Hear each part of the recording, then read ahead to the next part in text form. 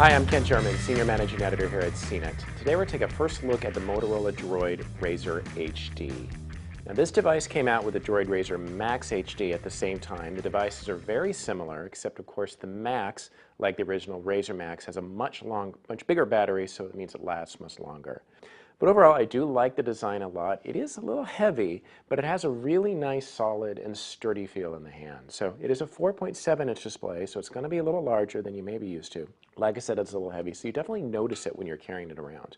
It does have a Kevlar backing, so it is hopefully going to be strong if you drop it. At least that's what Motorola is promising. Also, there's Gorilla Glass covering the display, so you should be protected there as well. Now, I asked Motorola, okay, this is a Razr. What makes it a Razr? What makes a phone a Razr that goes back to the original Razr V3, of course, which is the original thin phone? They said a couple of things. They said thin design. Well, it certainly has that.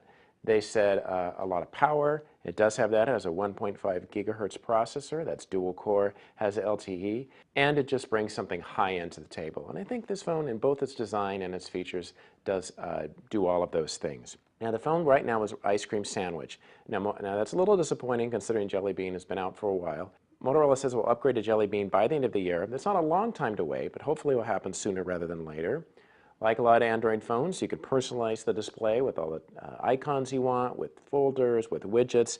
You can go through different home screens. One thing I like is that if you go over to this side, you can get the access to the quick settings right there.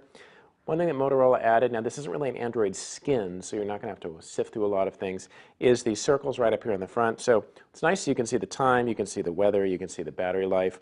If you flip on them, it will go between different clock styles. Right here I have weather for San Francisco, but if I flip it, I can get Washington, D.C. Of course, I program those things. If you want, you can flip it again, you can add more cities. You can flip the battery as well to go directly to settings or to see the battery life. So I like that it shows the percentage, and I like that icon of the circle, as it gets smaller. So it just gives you an idea.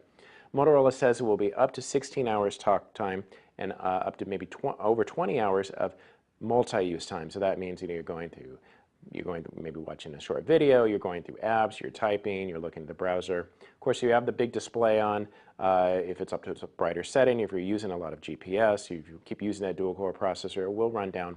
But it's a very promising battery life. Certainly not as long as the Razr Max, but certainly more than a lot of phones we've seen.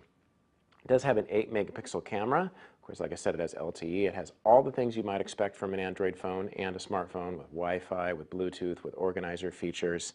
One thing that's interesting is the phone, of course, has a browser, but you'll see that it's labeled directly as Chrome. So it's not that it's something other kind of browser, just has some Chrome touches.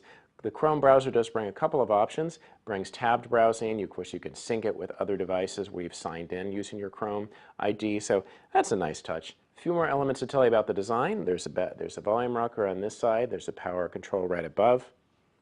Over on this side, you'll see the micro USB port, so that's for data syncing and also for the charger.